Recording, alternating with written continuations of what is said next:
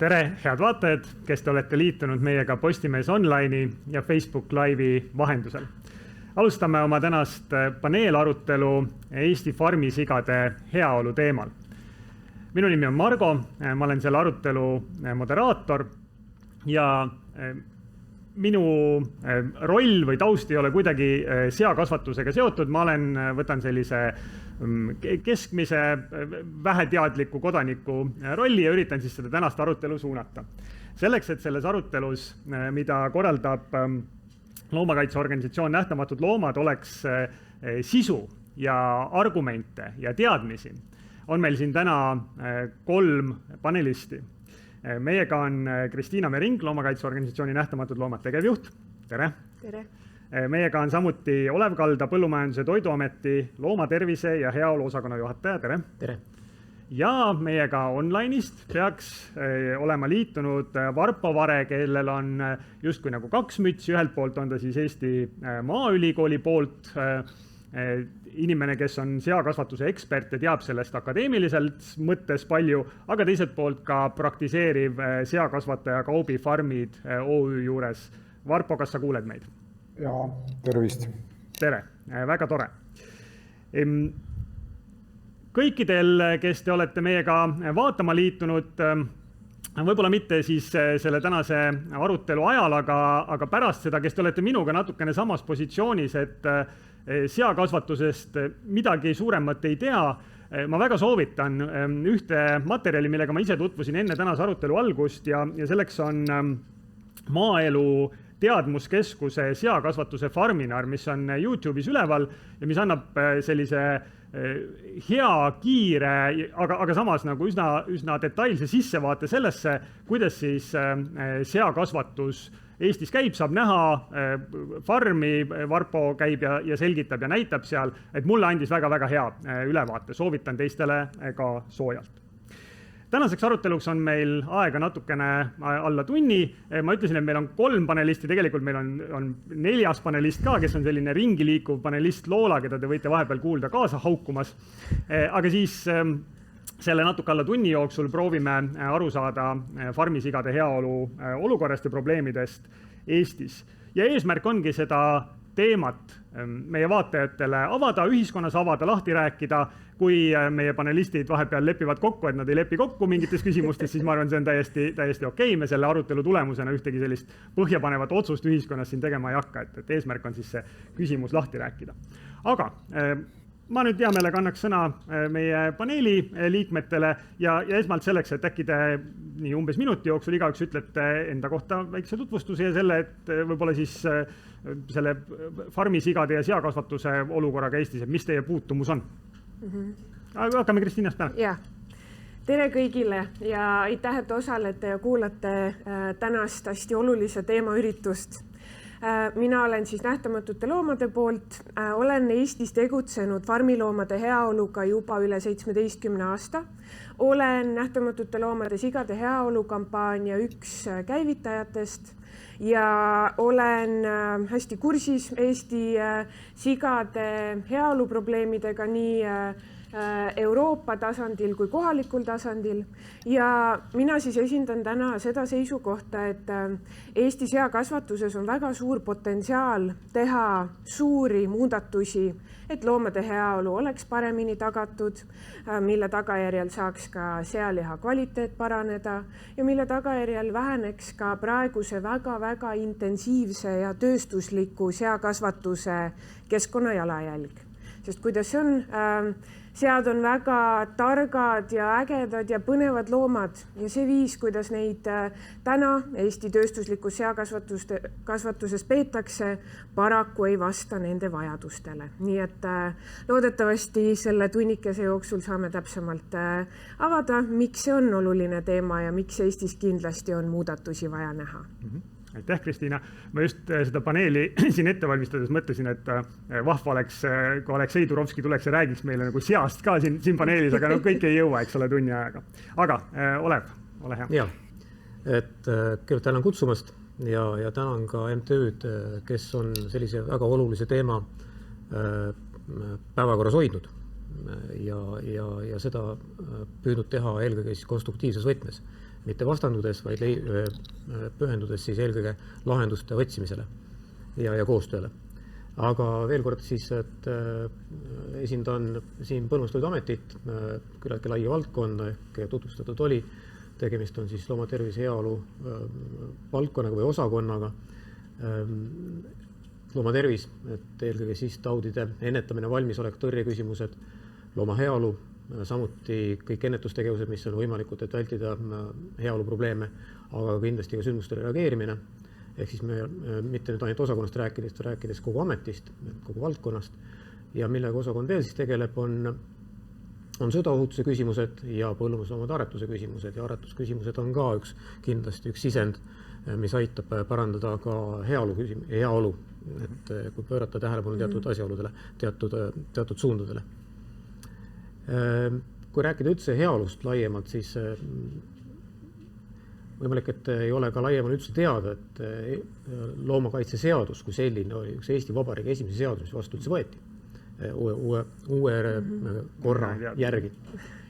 Ja lähtuvalt sellest siis on varasemalt siis veterinaar- ja toiduinspektsioon, veterinaar- ja toiduamet ja nüüd siis Põllumajandustoiduamet juba aastakümneid tegelenud heaolu küsimustega, sealhulgas ka farmiloomade, sealhulgas ka sigade heaolu küsimustega.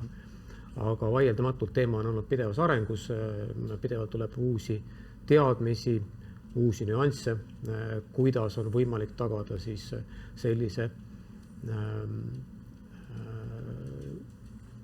tootmissuuna või sellise olukorras, kus me räägime intensiivsest loomapidamisest ka loomade heaolu, ehk siis arvestades küll ka majanduslikku huvi, aga kindlasti mitte kõrvale jättes loomade heaolu küsimusi. Aitäh! Ja Varpo, ütle ole hea enda sellise mõneti nagu kahetise rolli, et ühelt poolt siis akadeemiline vaade, teiselt poolt praktiku vaade kohta ka mõned tutvustavad laused. Mina olen siis Varpo Vare ja minu seakasvatuse karjäär on kestnud, ma arvan, üle 25 aasta juba. Ja ma ei tea, miks mul selle seakasvatusega nii hea kontakt on, aga tähtede seis on olnud selline, et see sobib mulle hästi ja ma olen oma töötamise praktika jooksul kogu aeg tahtnud uurida ja puurida sigade söötmist, sigade pidamist ja kõike sellega seonduvat, mis toimub seafarmis väljaspool ja seespool. Ja mina olen teaduspõhine inimene ja iga asi vajab teaduslikku tõestust. Et kui ei ole tehtud uurimisi, siis mina neid tõekspidamisi ei aktsepteeri. Ja sellepärast ma olengi selline inimene, kes istub koha peal farmis ja ma olen nagu praktik, ma olen teadlane ja üritan siis oma tegemiste toimestamistega ja igasuguste uurimustööde avaldamistega luua meie kärskinadele järjest paremaid ja paremaid tingimusi. Et kõik need farminarid ja avaldatud artiklid, et kõik see ongi see, mille poole see Eesti seakasvatus on suuna võtnud. Ja on siin mõned projektid ka veel plaanis, aga eks aeg annab arutust, kuidas need lähevad.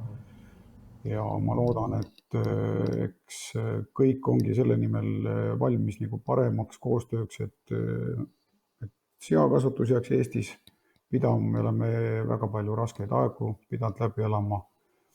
Ja minul on ainult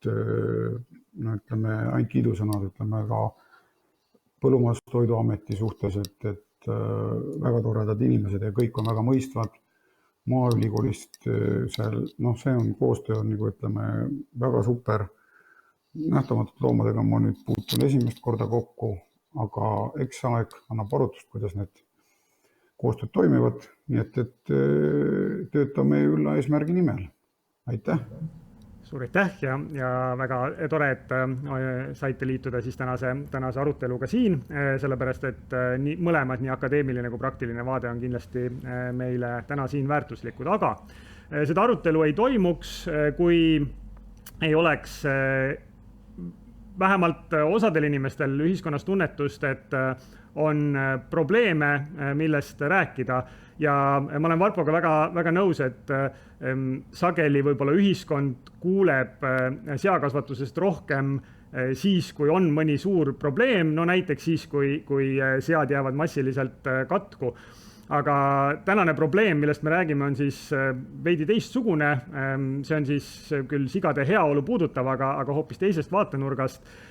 Prooviks järgmiste minutite jooksul saada aru sellest, et kes teist arvab, et on probleem ja milles see probleem siis seisneb ja kes arvab, et probleemi ei ole. Et Kristiina, ma arvan, sa oled võib-olla nagu kõige teravamalt tunnetavad probleemi. Äkki sa mitte väga pikalt, aga niimoodi, et selline minusugune keskmine inimene ka aru saab kirjeldada, et mis probleemi sa näed? Nähtamatute loomade poolt meie põhiüleskutse Eesti seakasvatusele ongi suurendada loomade heaolu ja selle tagajärjel loogilise tulemusena lõppeks ka põrsaste tuimestuseta rutiinne sabade lõikamine. Praegu valdaval osal Eestis sündivatest põrsastest lõigatakse paari päeva vanusena tuimestuseta sabad maha. Miks seatööstus teeb seda? Põhjused on päris võikad. Kuna Eestis on väga intensiivne, väga tööstuslik seakasvatus, mis paratamatult tähendab väga kitsaid olusid, vähe liikumisruumi, puuduvad tegelusvõimalused, siga on tark loom, ta tahab uurida, tuhnida, kaevata, mis kõik veel. Paraku tööstuslikus loomakasvatuses tal ei ole seda võimalust. Selle tagajärjel tekib neil tarkadel loomadel stress, mis väljendub kannibalismi ilmingutena. See tähendab seda, et tööstuslikes seakasvatustes sead närivad teineteist ja nad närivad veel eriti palju teineteise sabasid. Selle asemel, et tagada neile paremad elutingimused, rohkem liikumisruumi, tegelusvõimalusi, mis kõik veel, need võivad olla väga soodsad vahendid, kas või puuhalud, mida taga ajada, paberkotid, mida tuhnida ja nii edasi. Selle asemel otsustatakse hoopis, et lõikame sabad maha. Kui me vaatame seakasvatuse praktikat laiemalt, kui me vaatame teadusuuringuid, mis on tehtud sigade heaolu teemadel, siis tegelikult on võimalik sigu pidada nii, et sa ei pea nende sabu maha lõikama. Ja see ongi meie ettepanek, meie palve, meie pöördumine, sest me näeme, et Eesti on jõudnud sinnamaale, kus me ühiskonnana väärtustame loomade heaolu ja me ei ole enam seal, et tühja kah, et need on lihaloomad, keda huvitab, kuidas neid peetakse. Muidugi meid huvitab, sest me ei taha, et targad, tundevõimelised loomad kannataksid, eks ju. Ja kuidas see käib, et samamoodi nagu ma ei kujutaks ette, et ma oma koeral Loolal saba hakkan maha lõikama, eks ju, me oleme koerte puhul selle praktika juba ära lõpetanud. On Euroopa Liidus ka sabade lõikamine sigade puhul tegelikult juba keelatud. Paraku Eesti seakasvatus tegeleb sellega siiamaale ja siin me olemegi huvitavas olukorras, kus me näeme, et seakasvatus on olnud eelisseisus ja mitte põhjendatult. Just selles osas, et kui vaatame avaliku arvamusuuringuid, üle 90% Eesti elanikest soovib näha tööstuslikus seakasvatuses loomade elutingimuste paranemist. Me ei taha näha seda kõige nõukaaegsemat, tööstuslikumat, industriaalsemat versiooni. Me tahame paremat ja sealt tuleb ka nähtamatute loomade kampaania üleskutse, meie tegevused, ma ei tea, koolitused, juhendid, mis kõik veel, teeme paremini, teeme nii, et loomad ei peaks kannatama. Ja kui me räägime ka ühtlasi seakasvatuse säilimisest Eestis, kõrgem heaolu võib olla vabalt see konkurentsieelis, mida see tööstusharu, mis aastaid ja aastaid viireleb keerulistes olukordades kriisist kriisi, võib-olla otsib. Nii et meie poolt on loomade heaolu, mis on, kuidas ma ütlen, see on teema, millega me enam ei saa kompromisse teha. Me oleme ühiskonnana jõudnud sinna, kus nõrgemate kaitse on baasväärtus, mitte midagi ekstra, mitte mingi, kuidas ma ütlen, nõudlike loomakaitsjate agenda. See on midagi, mida kogu ühiskond ootab ja eeldab. Ma küsin ühe sellise jätkuküsimuse su käest, et Ma saan aru, eks ole, et on sellised tuhandete või võib-olla isegi just 10 000 sigadega farmid. 100 000.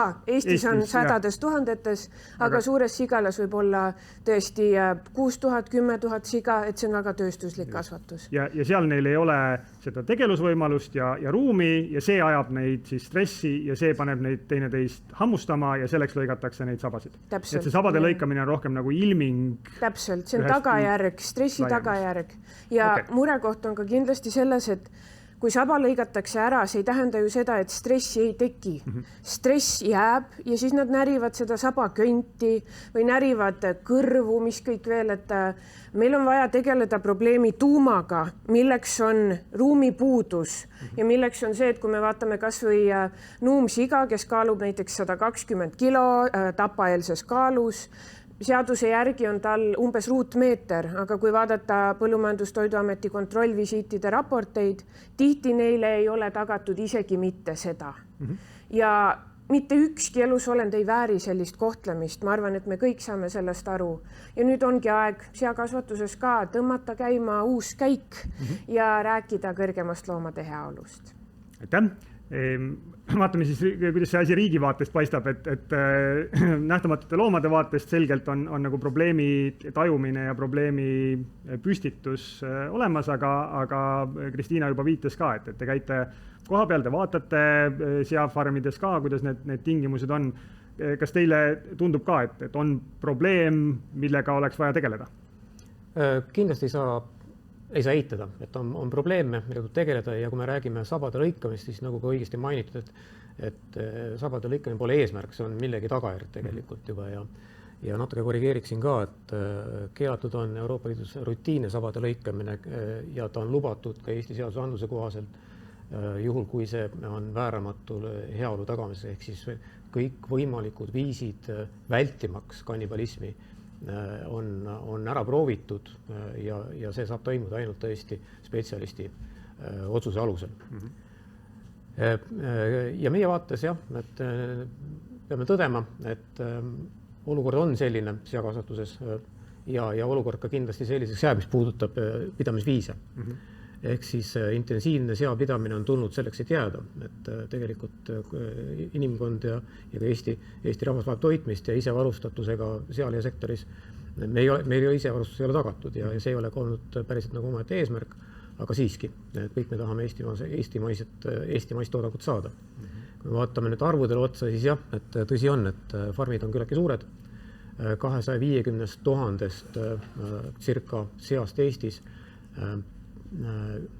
Need peetakse kokku kuskil 100 seapidamise kohas ja nendest 100 pooltes on üle 1000 looma ja nendest pooltes peetakse tegelikult nendest 250 000 enamus.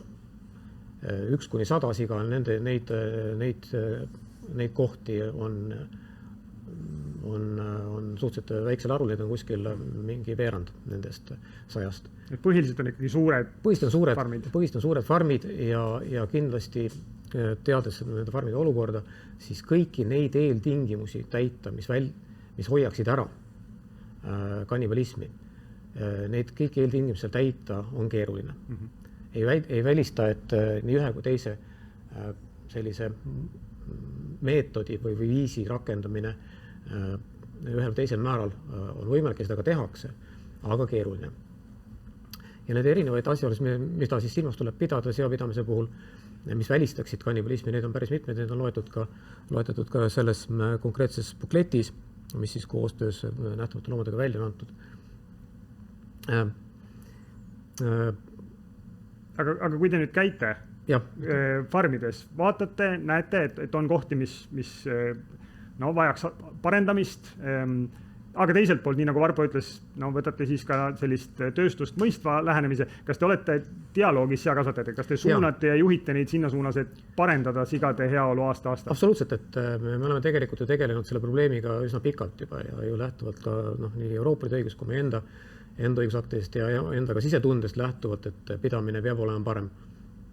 Et oleme ka koostöös Maaülikooliga konkreetselt Eesti seapidamise olukorda hinnanud. välja selgitanud põhilised asjaolud, mis siis võivad viia ja on ka viinud kannibalismini.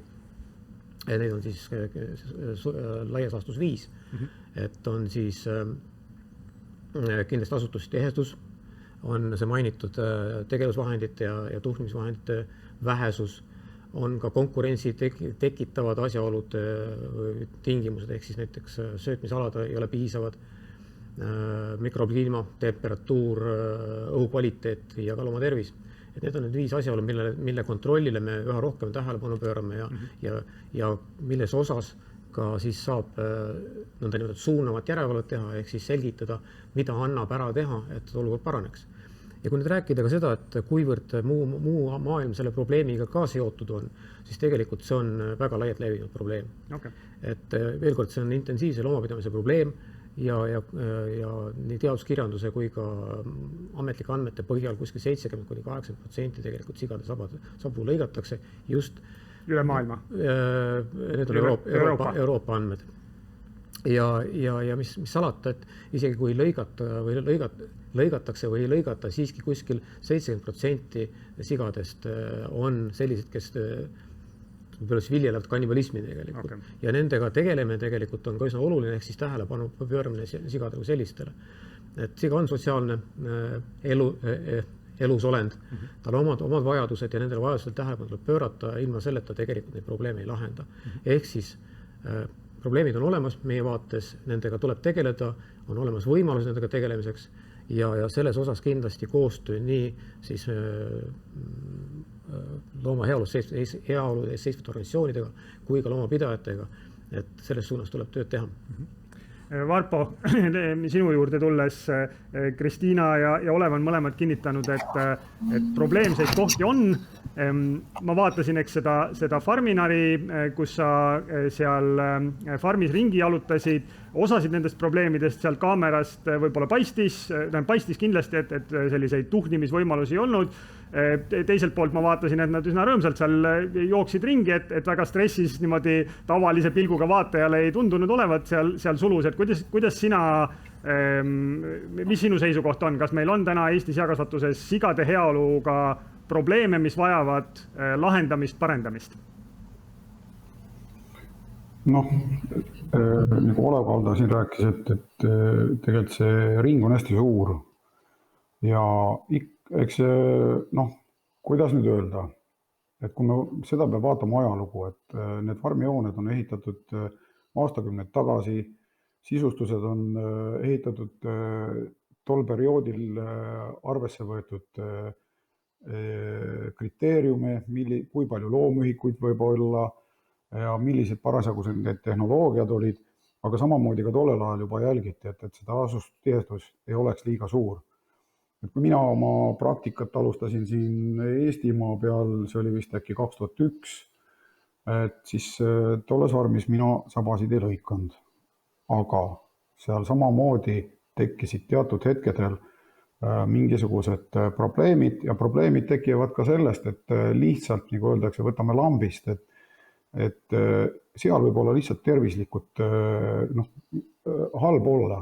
Näiteks on mingi haigustunnused, on tal siis natuke kopsupõletik või on jalg haige või mis iganes ja kui tal on halb olla, nagu eelkõnelejad mainisid, et siga on sotsiaalne loom, ta tahab suhelda, siis võib tekkidagi selline kannibalism. Ja seda pilti, ütleme, minul õnneks ei olnud nii hull, aga ma olen näinud neid pilte, kus on, ütleme, see sulupind ja kõik on, sabad on lõikamata, mitte lõigatud sabad on lõikamata. Ja see pilt ei ole mitte ilus. Ja kui siga saab veremaitse suhu, see on ahelreaktsioon. Seal tuleb kohe reageerida. Tuleb leida see probleemi tekitaja, seal tuleb istuda sulu juures, vaadata, kes see käib, tuleb ta eraldada, siis tuleb ravida. Et igal asjal on nagu 2 otsa. Ja samamoodi on ka, isegi kui on lõigatud sabad, isegi samamoodi siis võib tekkida probleemi. Aga eks selline eksitusmeetodite kasutamine, see annab nagu tulemused, et kõik farmerid üritavad leida selliseid paremaid lahendusi oma pidamistingimustes, et kasutatakse paberkotte, söödaliiniketid, on noh, ütleme kanistrid ja sellised ümarad pallid, et see ei anna efekti, et kui see kanister on seal sulupõrandal ja ta seda sõnnikust kanistrit teda ei huvita see. See mänguasi peab olema natuke kõrgemal, puhas ja ma olen näinud isegi farme, kus on tehtud, noh, see on juba sellised ideaalsed katsefarmid, kus on tehtud näiteks, probleem tekib võõrdepõrsa laudas, võõrutuses, kui on stressid, eks ole, siga hakkab kasvama, uus keskkond, et olen näinud, kus on tehtud sellised tunnelid isegi sigadele, et ta saaks käia, joosta seal, uurida, puurida, et see tegevus oleks, aga kõik taandub rahale. Ja mis oleks viga, kui näiteks see oleks selline, noh, ma olen selline unistaja tüüp ka, et võiks olla farmil selline juurdeehitus, kus on klaasist katus ja inimesed võivad tulla kõndida seal kõrval, vaadata, kuidas siga pikutab seal õlgede peal ja emis põrsastega kõnnib, et noh, küll oleks ilus pilt, eks ole. Aga noh, kõik taandub rahale, et meie Eestimaa farmerid on tegelikult müts maha, et me oleme see nagu läbi tulest ja veest käinud, et hambad ristis ikkagi üritame Eestimaa toidujulgeolekut tagada, et see meie lapsed ja lapselapsed ikkagi sööksid Eestis kasvatatud liha, et pole saladus, et ma tean, mismoodi, ma ei taha halvasti ütelda, aga on ka paljud Euroopa riigid, kus antibiootikumide kasutamine on ikka päris meeletu, et just see on üks probleem, miks näiteks mina ei tahaks osta, ütleme, sellist lihatükki, mis on küll vaatad, et odav lihakilo hind, aga ma tean, et kui see on, noh, seal ei ole pandud, mis riigis see toodetud on, aga liha välimuse järgi ma saan kohe aru, et see ei ole okei. Aga meie Eesti, ütleme, farmerid on, et siin ma ikkagi ühineb ka minuga, et me ikkagi üritame toota maksimaalselt väiksemate antibiootikumide kuludeta ja ikkagi tagada kvaliteetset sööki. Ja see ongi koostöö söödatootja, farmeri, põllumehe ja tegelikult noh, minu teadustöö või doktoritöö eesmärk on ka, et tõestada näiteks, et kohaliku proteiini õlikultuure kasutades on see rapsikook, hernest ja uba, et me ei peaks hakkama söötma seda, kasutama seda sojat, mis tuleb seal tuhandete või kümnete tuhandete, 100 000 kilomeetrite kauguselt. Et kõik sellised asjad mõjutavad meie sigade heaolu ja lihtsalt ongi see, et üks variant on oluliselt, noh, farmerit on sunnitud lihtsalt hetkel kasutama seda varianti, et natukene lõikama seda saba lühemaks, et ei tekiks sellist kannibalismi. Aga ma ütlen veel. Varpo, ma võtan sa veel päris mitu sellist asja üles visan, ma põrgatan need korra siin ruumis Kristiinale, et Varpo niimoodi juttu natukene nagu kokkuvõttes mulle tundus, et ta ütles, et olulise sõnumina, et see taandub rahale, et nendes tootmishoonetes, kus täna seapidamine Eestis toimub, arvestades neid vahendeid, mis põllumajandusettevõtetel kasutada on või seakasvatusettevõtetel, ei ole võimalik teha nende sigade heaolu nii palju paremaks, et nad ei hakkaks teineteist hammustama ja ei läheks stressi, välja arvatud juhul, kui me siis kasutame antidepressante, mis mõjutab seda sealiha kvaliteeti, eks ole. Ja selleks, et kuna muid võimalusi ei ole, siis nad igal juhul seal nagu stressi kogevad ja selleks, et see vaatepilt seal hirmus ja verine ei oleks ja nad hiljem ei kannataks, selleks siis see sabade lõikamine on tänastes oludes peaaegu nagu vältimatu ja Olevi enne öeldud sõnadest, et seda ka väga paljudes teistes riikides tehakse. Et need on nagu sellised mõnes mõttes nagu kriitikad sellele ettepanekule või palvele, mis nähtamatutel loomadel on, et mis su mõtted või vastused selle koha peal on? Kui me vaatame antibiootikumi kasutust Eesti loomakasvatuses, siis me oleme Euroopa Liidu keskmisest niigi juba kõrgemal tasandil. Hiljuti just tuli andmebaas, kuhu loomakasvatajad peavad veel paremini teada andma, aga me hakkame alles mõõtma täpsemalt seda, kui palju Eestis kasutatakse antibiootikume alles nüüd. Kas antibiootikum ja antidepressant on nagu samasse tabelis? See on erinevad asjad. Need on täiesti erinevad asjad. Jah, antibiootikum on see, millest loomakasvatuses räägitakse. Aga mis puudutab seda, et ma arvan, et kogu asja tuum ongi selles, et küsimus seisneb selles, kas me oleme nõus sellise toidutootmisviisiga, millega käib olemuslikult kaasas tõsiasi, et me peame nõustuma, et seal on kannibalism. Kas see on see, mis me tahame? Eks sa küsid seda justkui nagu minult ja tarbijatelt. Kõigilt on ju, et see on, kas me oleme okei sellega? Praegu mulle tundub, kui vaadata tõesti avaliku arvamuse küsitlusi, muutuvaid suhtumisi, mis kõik veel, et siis seakasvatus on saanud kõike seda teha suletud uste taga, varjatult, inimesed ei tea ja nii edasi.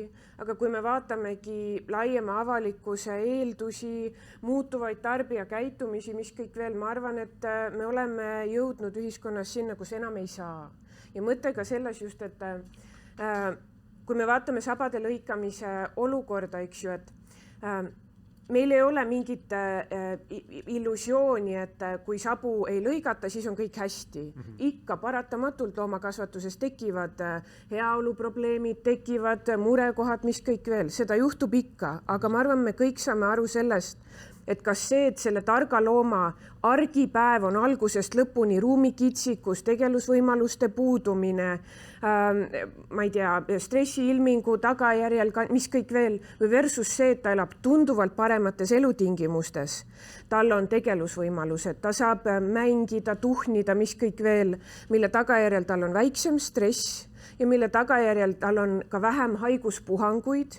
Me kõik saame aru, et isegi kui aeg-ajalt tekib seal mingeid murekohti ja nii edasi, see on olemuslikult rohkem kooskõlas selle kõrgema loomade heaoluga, mida me tahame näha ja mida paljudes riikides juba ka viljeletakse ja rakendatakse, kui see, et me ütleme, et jaa, sorry, Eestis on nõukogudeaegsed farmid, väga intensiivne, midagi ei saa teha, mis kõik veel, et kui me vaatame näiteks, võtame Soome näite, samamoodi farmid, 1000 loomad koos, sabu ei lõigata ja just siin hiljuti rääkisime veel Soome loomakaitse kolleegidega. Seal on piisavalt palju sekkutud selles suhtes, et seal ei ole nii palju neid kannibalismi puhanguid, eks ju. Et kui vaadata loomade üldtervislikku seisundit, mis kõik veel, aga tuumkoht on kindlasti ka see, et me oleme harjunud erakordselt odava massitootmise lihahinnaga.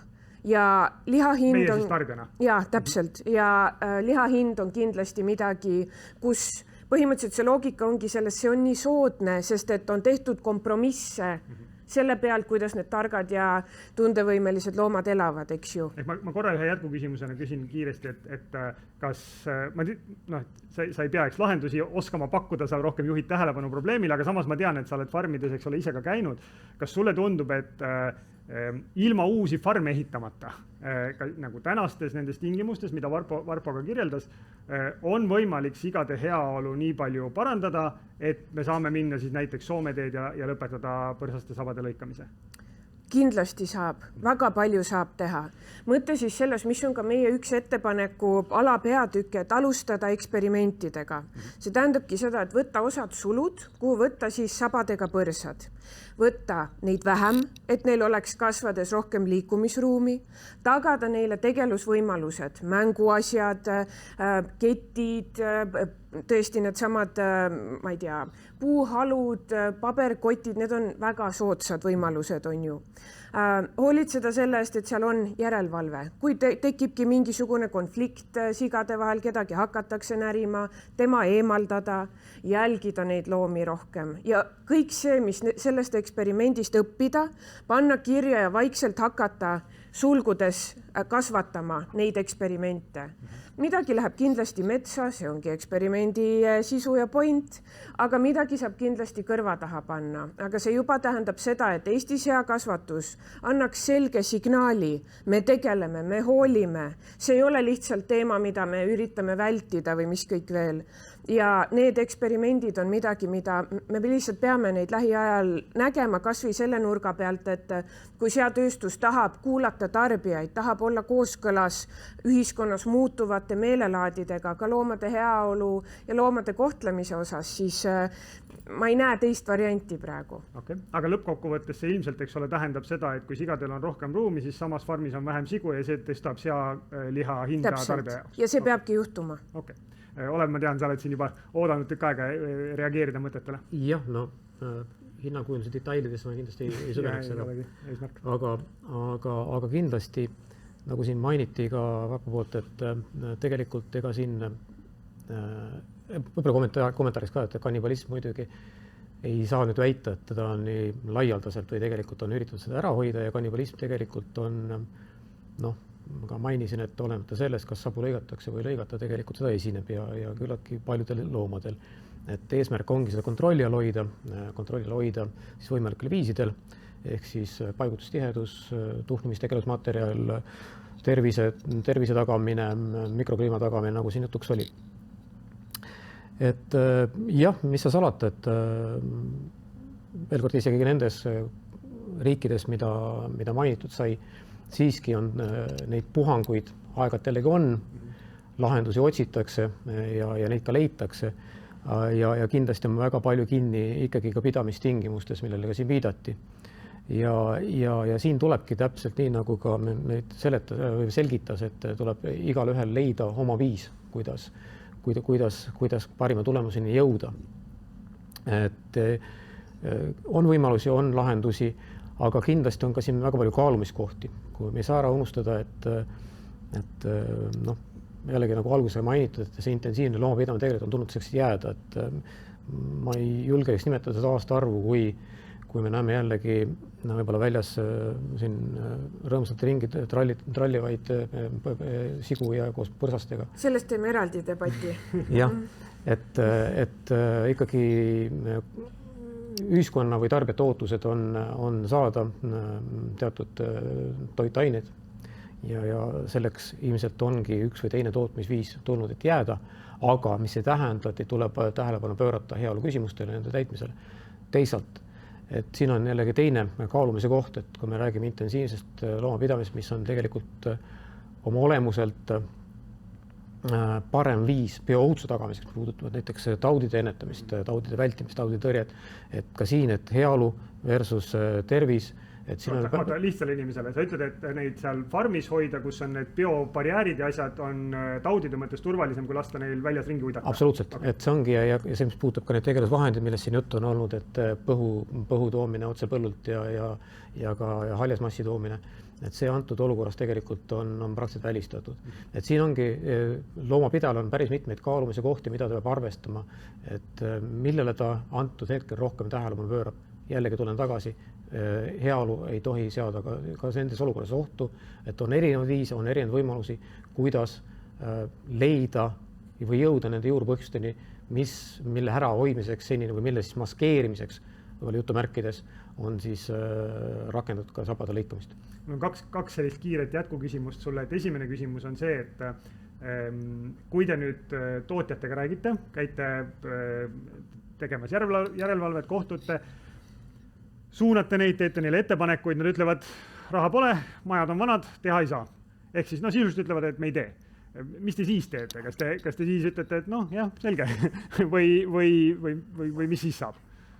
Me kindlasti ütlete, et see ei puutu meisse, et tegelikult ikkagi selline selgitav suunav tegevus jääb, otsitakse järelevalveametnikuna tegelikult otsest nõustamise õigus meil puudub, aga me saame suunata ja näidata ära need kitsaskohad, mille lahendamine ilmselgelt ei ole kulukas. Seal isegi selles samas juhendis, mis on koostöös tõlgitud, mis on Euroopa Liidu materjal tegelikult, et ka seal on erinevaid suhteliselt odavaid viise, kuidas ühe või teise probleemiga ühele või teisele ilmingule reageerida. Saad sa ühe kiire näite tuua?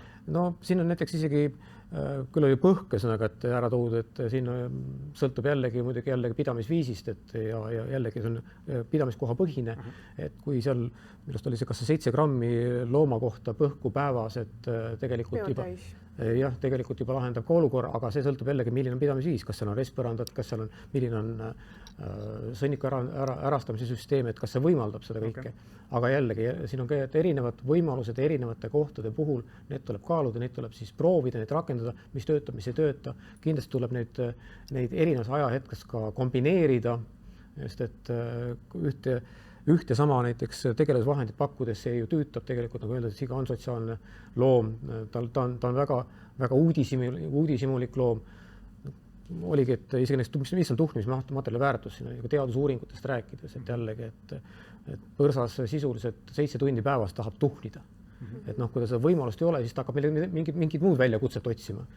Et sealt need küsimused tekivad, aga veel kord, et ka see teadusuuringud kindlasti, Maaülikooli esindaja saab siin juba täpsustada rääkida, et on suhteliselt keeruline teha, sellepärast et need juhtumid, mida annaks siis nagu uurida või mille põhjusi, juurpõhjusi saab välja selgitada, need tekivad ja kaovad. On sellised puhangud, mida on väga raske ette aimata. Ja kui nad tekivad, siis jällegi põhjuseni jõudmine ei ole väga lihtne. Et see on teadlaste selline probleemkoht. Ma kohe lähen Varpo juurde selle sama küsimusega edasi, aga ma teise kiire küsimusena, et kas teiselt poolt oled sina ja sinu osakond ja Põllumajandus- ja Toiduamet justkui nagu kahe tule vahel, sest ma saan aru, et Euroopa Liit lubab sigade sabasid lõigata ainult juhul, kui kõik muud viisid on ammendatud ja ikkagi see kannibalismi ilmingud on. Eestis me teeme seda rutiinselt, 90, mis te ütlesite siin, 7-8%, Kristiina vist ütles, et kas teiselt poolt on Euroopa Liit nii-öelda elab sul seljas ja nõuab, et kuulge, tehke nüüd Eestis nagu korda oma seakasvatused. Me teame ju, et Euroopa Liit mitmete teiste asjadega on siin olnud üsna nagu range nõudma meilt oma reeglite järgimist. Ma oleksin ettevaatlik muidugi kasutamaks sõna rutiinselt, aga jah, lõigatakse. Ja kindlasti me oleme kahe tule vahel, et mingil määral, aga samas, et me mõistame täiesti neid nõudeid, mis on kehtestatud, miks nad on kehtestatud ja miks neid tuleb täita. Samas me peame olema ka rakendajatena avatud ka erinevatel võimalustel, mis tekivad siis koha peal. Et mis on võimalik, mis ei ole võimalik ja kui tõesti ei ole võimalik, siis tuleb see otsust ka teha, sapu lõigata. Ja see on ka tegelikult see sabade lõikamine ei ole ka, see on ka tegelikult looma enda heaolu huvides lõppkokkuvõttes. Aga see on tõesti, see on äärmuslik meede juba, kui enam midagi muud üle ei jää või muid võimalusi ei ole. Okay. Aga Varpo, siin on nüüd nagu mitu sellist asja tulnud üles, mille kohta ma tahaks küsida kõige põhilisemalt. Ma arvan, see idee Kristiina poolt selle kohta, et liikuma peaks hakkama eksperimentidest ja samm-sammult ja ma kahtlustan, et oma teadustöö ja ka praktikutöö raames sa selliseid eksperimente oled ka juba nagu läbi viinud, aga kui me räägime sellest, et panna peotäis põhku põrsa kohta selleks, et tal oleks kuskil tuhnida. No seakasvataja ei ole pahatahtlik inimene, vastupidi, teeb ka oma loomade heaolu jaoks asju, see ei tundu niimoodi kõrvalt kuulates, et see oleks kuidagi raske eksperiment korraldada. Kuidas sinu vaatest see tundub, et kas meil on ka olemasolevate vahendite, olemasolevate majade või farmihoonete piires võimalik sigade heaolu selliste lihtsamate vahenditega kasvatada? No Olev juba mainis siin, et sõltub farmi, ütleme, sõnnikumajanduse tingimustest. Enamus farme on ehitatud üles tänapäeval restpõrandale ja kui nüüd hakkame siin põhku panema, siis on, ütleme, ka seda laagerdamisperiood on päris pikk. Ja lõppkokkuvõttes tekib nii, et on kõik lägakanalid umbes ja siis me jõuame jälle teistpidi sigade heaolu juurde, et ei ole seda õhku seal, mida hingata, lägakanalid on umbes, siis peab seal farmimehaanik või keegi inimene seal kogu aeg nagu ütleme, veega lödistama, et see kanal lahti oleks. Et tegelikult mina kasutan selliseid desopulbreid ja samamoodi kui siin farminariski oli näha, et sigadel on sellised söödaliiniketid igale poole reputatud ja meil on kaamerad igal pool. Ja kui inimene ei liigu, siis ma tavaliselt siit samast kontoriruumist jälgin ja me nimetame seda lasteaiaks ja võõrdepõrsalaut, et ma näen, kuidas nad, kui on kõik tingimused on head, nad mängivad. Ma rääkisin farminaris samamoodi, nad jooksevad üksteise taga, kutsuvad teist sõpra mängima, kes pikutab seal kuskil resti peal. Et see näitab seda, et kui see asi toimib, siis on pidamistingimustega kõik korras. Ja samamoodi põrsad mul siin poegimislaudas emise juures, ümber emise tiirutavad, mängivad, ajavad üksteist taga. Ma ei lõika sabasid. Ja ma ei taha praegu ära sõnada, aga mul on katsed käimas. Et kuna meil hetkel on siin natuke ruumi, siis me võõrutame praegu pesakonna kaupa põrdesulgudesse. See on ruumi raiskamine, aga lihtsalt saab jälgida, kuidas need tingimused mõjutavad seda võõrdepõrsa kasvamist. Ma kaalun neid, ma teen sellest kindlasti artikli ka, aga see kõik võtab aega, nii et ma ei taha praegu midagi ära sõnada. Me arvestame, täna on väljas suvi, temperatuurid on sellised. Meil on, talvel on ka põrandaküte, aga kõik igasugused ilmastiku keskkondlik stressile ja iga väikegi stressifaktor võib kutsuda esile teatud muutused, ütleme, kas on see söömuses, terviseseisundis või mis iganes, et eks aeg annab arutust. Ja see, ütleme, need katsed veel ei anna mingisugust nagu pidepunkti, et tegelikult sellised katsed peavad toimuma aastaringselt. Meil ei ole Eestis katsefarmi. Me praegu natukene tegeleme sellega, aga see kõik võtab aega. Et vaatame, mis aeg toob, aga selleks me kõik, ütleme, siin aretusühistu, Põllumajandus- Toiduamet, Maaülikool, me kõik selle nimel tegeleme, et see loomade heaolu järjest paremaks, on konverents, tervislik loom, tervislik toit, et kõik me tegeleme selle nimel. Ja ma arvan, et need esimesed sammud, mis praegugi astutakse, et see annabki lõppkokkuvõttes tulemuse, see üleöö sünni ja võib-olla on see mingitest lihtsatest asjadest kinni isegi, et ka saab sellises intensiivses tootmises mingite väiksete vahenditega muuta selle, et me ei peaks lõikama. Ma räägin veel kord seda, et ega farmi inimesed hea meelega jätaks selle saba lõikamise ära. See on ju liigutamine, see on töö. Võta see põrsas kätte, hakka lõikama, pole vaja seda. Ja teine asi, kui näiteks me saame turul hinna niimoodi korrigeerida, et näiteks rümp, kus on lihatööstus, kes ostab rümba, kus on saba alles, äkki ta maksab mulle võib-olla 10 senti kilo pealt rohkem. Aga see on kõik kokkuleppe küsimus, see on hinnapoliitika, aga sinna suunda me liigume kõik, et tööstused on huvitatud kodumaisest lihast, farmerid on huvitatud ja see ring peab olema et kokku üks sõna on koostöö ja ma arvan, et need tulemused ei ole kaugel, et töötame selle nimel. Aitäh, kuna meil on nüüd jäänud arutelu Olev tahaks lisada midagi korra, ma näen. Meil on arutelu lõpuni 4 minutit, et siis Varpo poolt see juba kõlas sellise ilusa kokkuvõttena, see mõte sellest, et see süsteem on laiem ja see saab muutuda ainult juhul, kui süsteemi erinevad osapooled muutuvad, aga ma siis annaks teile ka mõlemale võimaluse selline omalt poolt sellised mõned summeerivad laused öelda. Ma arvan, et Kristiina on kuulnud päris mitut asja, millega sa siin lepiks kokku, et ei lepi kokku, et sa võid need ka niimoodi ära markeerida ja siis omalt poolt kokku võtta. Ja, nii on, et ma tahaks natuke praktilisemaks seda arutelu viia, on ju, et vaatame neid asju, millest me täna siin rääkinud oleme.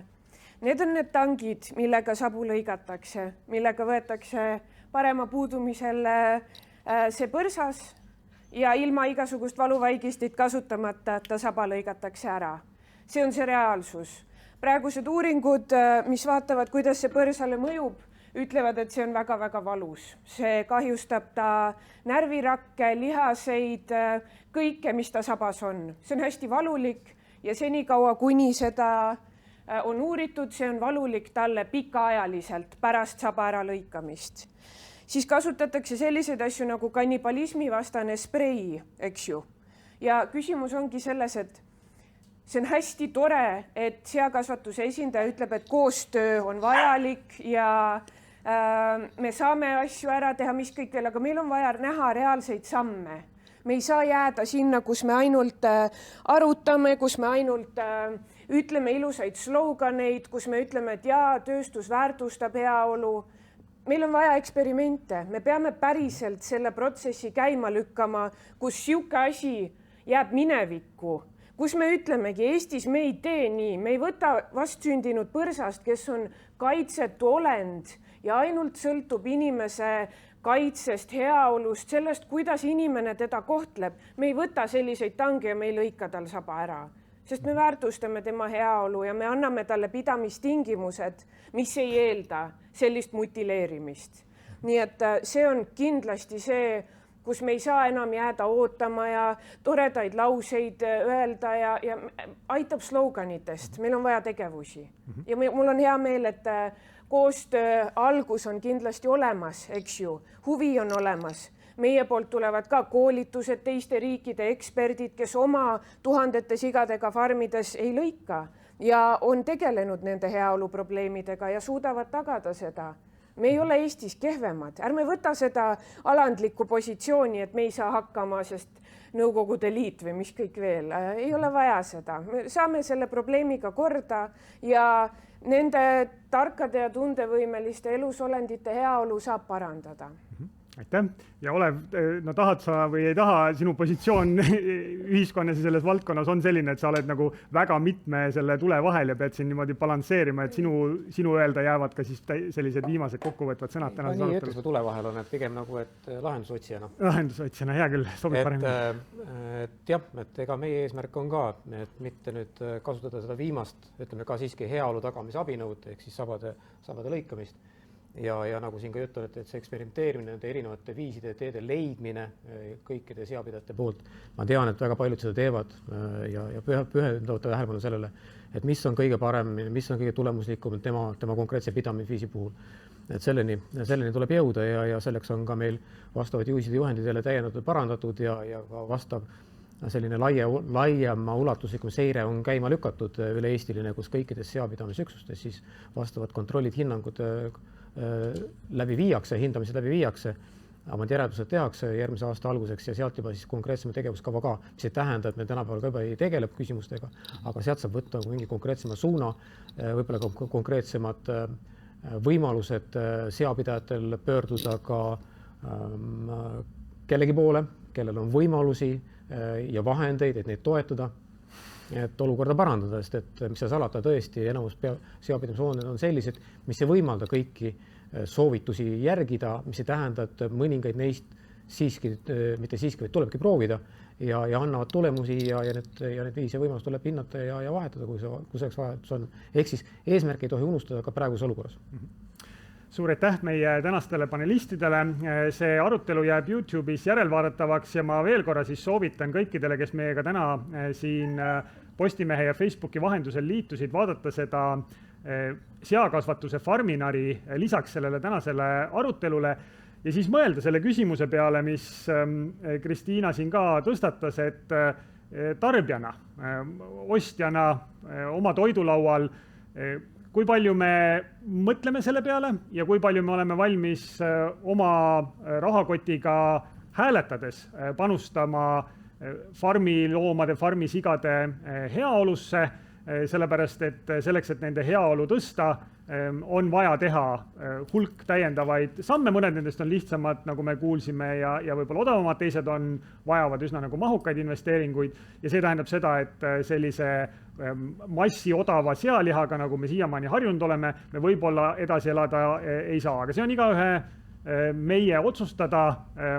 ja loomulikult siis tänasest arutelust see mõte, et eksperimentidega liikuma saab minna, peab minema ja koostöö nende erinevate osapoolte vahel on see, mis aitab seda üsna nagu suurt ja mahukat süsteemi liigutada parema loomade heaolu suunas. Oli üks selline mõte, mis siit täna erinevatelt osapooltelt välja tuli, kuigi oli ka asju, milles selgelt kokku ei lepitud. Aitäh teile vaatamast, kuulamast ja järgmiste aruteludeni siin Kristiina lubas, et tulevad eraldi arutelud uutel teemadel. Aitäh ja head päeva! Aitäh! Aitäh!